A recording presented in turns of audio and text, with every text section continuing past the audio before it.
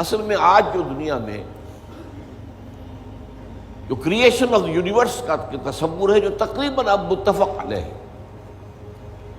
کچھ عرصے پہلے تک جس کو ہم کہتے ہیں Newtonian era of physics, Newton کا دور، وہ بابائے فزکس ہے، اس میں کوئی شک نہیں۔ بابائے طبیعیات جو ہے وہ نیوٹن ہے، اگرچہ اس کے بعد ایک انقلاب عظیم آئنسٹائن کے ذریعے سے آیا۔ اب یہ آئنسٹائن کا دور ہے جس میں ہم سانس لے رہے ہیں، لیکن یہ کہ بابائے طبیعیات نیوٹن۔ اس نیوٹونین فزکس نے جو تصورات پیدا کیے تھے، اس کا ذہن میں یہ نقشہ تھا کہ یہ کائنات ہمیشہ سے ہے اور ہمیشہ رہے گی، مادہ ہمیشہ سے ہے اور ہمیشہ رہے گا، میٹر از انڈسٹرکٹیبل، مادہ ختم ہو ہی نہیں سکتا، وغیرہ وغیرہ وغیرہ وغیرہ، بڑی تفصیل میں نہیں جا سکتا۔ آج ہمیں معلوم ہو گیا ہے، اور اس پر اجماع ہے تقریباً فزکس کا، اور کافی عرصے سے، this universe has a beginning, اور اس کو نام دیا گیا بگ بینگ۔ کتنے بلینز اینڈ بلینز اگو، ایئرز اگو، ایک بہت بڑا دھماکہ ہوا تھا، بگ بینگ، اور اس سے کائنات کا آغاز ہوا۔ اور نمبر 2، اس کا ایک اینڈ بھی ہے، الی اجل مسمى، جسے قرآن کہتا ہے۔ یہ کائنات ہمیشہ کے لیے نہیں ہے، الی اجل مسمى، ایک خاص مدت معینہ تک یہ رہے گی، اس کے بعد خاتمہ ہو جائے گا اس کا، یہ ہمیشہ کی نہیں۔ تو بگ بینگ سے جو ایک نظریہ شروع ہوا کہ شروع میں کیا تھا، ذرات تھے، بہت چھوٹے بہت چھوٹے بہت چھوٹے بہت چھوٹے، فوٹونز، ان میں حرارت اتنی تھی، ٹریلینز ڈگری آف فارنہائٹ یا سینٹی گریڈ جو چاہیں کہہ لیں، and they were running away from each other. یہ تھی first stage of the creation of this material world. پھر یہ ذرات جو ہیں یہ مل جل گئے، اس سے گیلیکسیز وجود میں آئی، گیلیکسیز ایک دوسرے سے بھاگ رہی ہیں، آج بھی مانا جا رہا ہے ایکسپینڈنگ یونیورس، یہ کائنات ابھی پھیل رہی ہے، اور گیلیکسیز کے درمیان فاصلہ بڑھ رہا ہے۔ اور بڑی پیاری مثال دی جاتی ہے کہ اگر ایک غبارہ ہو، اس غبارے کے اوپر آپ نے کوئی ڈاٹ لگا دیے، اس غبارے کو جتنا پھیلائیں گے پھولائیں گے تو وہ ڈاٹس بھی ایک دوسرے سے بڑھتے چلے جائیں گے، فاصلہ ان کا بڑھتا جائے گا۔ پہلے غبارہ اتنا تھا، اب اتنا ہو گیا، تو وہ جو دو ڈاٹس کے درمیان فاصلہ اتنا تھا وہ اتنا ہو گیا۔ تو theory of the expanding universe, Iqbal نے کہا ہے یہ کائنات ابھی ناتمام ہے شاید، کہ آ رہی ہے دمادم صدائے کن فیکون کن فیکون۔ ابھی تو جیسے کہ قرآن مجید میں آیا بھی ہے، ہم اپنے خلق میں ہم وسعت کر دیتے ہیں جو جتنا چاہتے ہیں، وَنَزِيدُ فِي الْخَلْقِ مَا نَشَاءُ، یہ تخلیق جو ہے بھی جاری ہے۔ بہرحال اس کے بعد وہ دور آیا کہ پھر یہ گیلیکسیز کے اندر یہ کرے بنے اور سٹارز بنے، اور پھر وہ کرے ٹھنڈے ہونے شروع ہوئے۔ انہی میں سے ایک کرہ ہمارا یہ زمین ہے۔ یہ آگ کا کرہ تھا، آگ کا جیسے سورج ہے، لیکن ٹھنڈا ہوا، ٹھنڈے ہونے سے یہ سکڑا، تو اس پر اونچائیاں اور نیچائیاں پیدا ہوئی۔ اس میں سے جو بخارات نکلے انہوں نے جا کے ایٹماسفیئر کی شکل اختیار کی۔ اس ایٹماسفیئر کے اندر پھر گیسز کے باہمی انٹریکشن سے پانی پیدا ہوا، اور ہزارہا برس تک پانی برستا رہا، پانی برستا رہا، پانی برستا رہا، جس سے سمندر وجود میں آیا۔ اور وہ جو زمین ٹھنڈی ہوئی تو اوپر کرسٹ آف دی ارتھ جو آیا ہے، وہ اور پانی، اس کے امتزاج سے اس کرۂ ارضی پر حیات کا آغاز ہوا، اور اس حیات کی لکھوں کا سال کے اندر ارتقائی مراحل سے گزر کر آخری نتیجہ جو ہے وہ آج کے نظریے کے مطابق وہ ہومو سیپینس انسان ہے۔ یہ میں نے آج کا نظریہ تخلیق آپ کے سامنے رکھ دیا۔ اس میں سے پہلے حصوں کے بارے میں تو اب اختلاف نہیں ہے، البتہ یہ کہ ایولیوشن کے بارے میں ظاہر بات ہے کہ اختلافات ابھی ہیں، لیکن یہ کہ یہ نظریہ ہے، اگرچہ بایولوجی کے میدان میں تھیوری آف ایولیوشن جو ہے اسے قبول نہیں کیا گیا، لیکن یہ ہے کہ ویسے اس کو تسلیم کیا جاتا ہے as a matter of fact. انسان کی سوچ میں، سوشل سائنسز میں، ہر چیز کے اندر جو ہے وہ تھیوری آف ایولیوشن گھس چکی ہے۔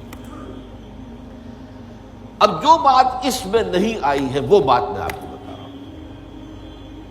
دس big bang was the beginning of the material universe. اس سے پہلا ایک دور ہے جسے سائنس نہ دیکھ سکتی ہے، نہ جان سکتی ہے، نہ اس تک اس کی پہنچ۔ اس سے پہلے بھی ایک حرف کن آیا تھا، جیسے ایک حرف کن سے بگ بینگ ہوا ہے۔ بگ بینگ کس چیز میں ہوا ہے وہ ابھی میں بتاتا ہوں۔ اللہ تعالیٰ کے پہلے اولین حرف کن سے ایک بہت لطیف نور پیدا ہوا۔ یہ لطیف نور کیوں کہہ رہا ہوں؟ اس میں حرارت نہیں تھی، حرکت بھی نہیں تھی، لطیف۔ اس سٹیج پر اس لطیف نور سے انسانی ارواح پیدا کی گئی اور فرشتے پیدا کیے۔ یہ پری بگ بینگ معاملہ ہے۔ ارواح انسانیہ میٹیریل نہیں ہے، ان کا تعلق اس یونیورس، میٹیریل یونیورس سے نہیں ہے۔ یہ تو بگ بینگ سے پہلے کی بات ہے، فرشتے اور ارواح انسانیہ۔ جسد نہیں تھا، صرف روحیں تھیں، لیکن ہر ایک کی روح تھی۔ آدم سے لے کر آخری انسان جو آئے گا دنیا میں قیامت سے تب پہلے تک، سب کی ارواح موجود تھی، اور ان سے عہد لیا تھا اللہ نے، الست بربکم قالوا بلی۔ اب جو آدمی اس بات کو نہیں مانتا وہ کیسے سمجھے گا کس سے عہد لیا تھا؟ جدید دور کے ایک مفسر نے لکھا اپنی تفسیر میں، یہ عہد انسان کی تخلیق سے قبل عالم غیب میں لیا گیا۔ میں نے ان سے عرض کیا کہ حضور یہ تو جملہ آپ کا محمل ہے، جو شے پیدا ہی نہیں ہوئی اس سے کیسے عہد لے لیا؟ عہد و معاہدہ تو ہوتا ہے جو موجود ہے، اور پھر اس میں بھی یہ الفاظ آتے ہیں، میں بقائمی ہوش و حواس یہ اقرار کر رہا ہوں، فل کانشسنس، سیلف کانشسنس کے ساتھ آدمی ایک عہد کرتا ہے، ایک اقرار کرتا ہے، ایک معاہدہ کرتا ہے۔ تب میں نے جب ان سے عرض کیا تو انہوں نے مانا کہ ہاں تمہاری بات ٹھیک ہے، یہ عہد اجساد انسانیہ کی تخلیق سے قبل ارواح انسانی سے لیا گیا۔ یہ ایک سٹیج تھی جس میں ارواح پیدا کی۔ اس عالم ارواح میں جبکہ ابھی میٹیریل ورلڈ شروع نہیں ہوئی، ابھی وقت کا کوئی تصور نہیں ہے۔ یہی وجہ ہے کہ عالم ارواح میں جو کچھ ہوتا ہے اس میں وقت نہیں لگتا، کن فیکون، کن فیکون۔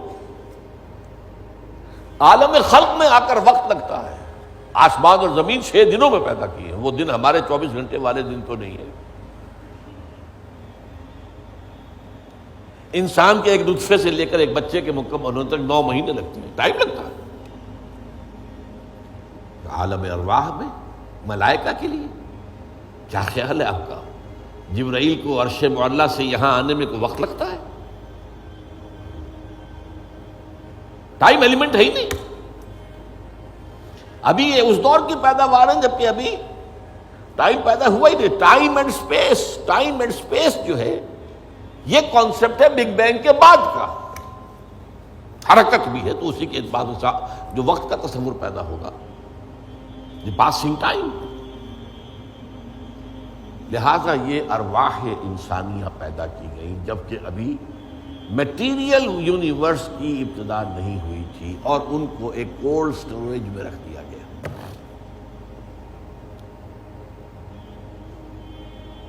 اب اس کے بعد وہ لمبا سفر، یہ جو تنزلات اور ارتقاء، یہ اصل میں 2 اصطلاحات آتی ہیں۔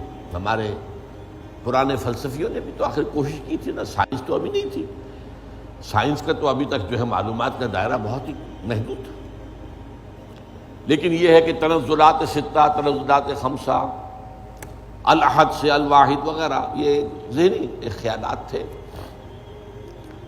یا عقل اول سے فلک اول اور عقل ثانی پیدا ہوئی، اور عقل ثانی سے فلک دوم اور عقل ثالث پیدا ہوئی، تو 9 افلاک اور عقول عشرہ، یہ ہمارے پرانے فلسفی جو ہے متکلمین ان کے ہاں الفاظ مل جائیں گے جن کی نہ کوئی سند قرآن میں ہے، نہ حدیث میں ہے، کوئی سوال ہی نہیں، نہ سائنس اس کی کوئی تائید کرتی۔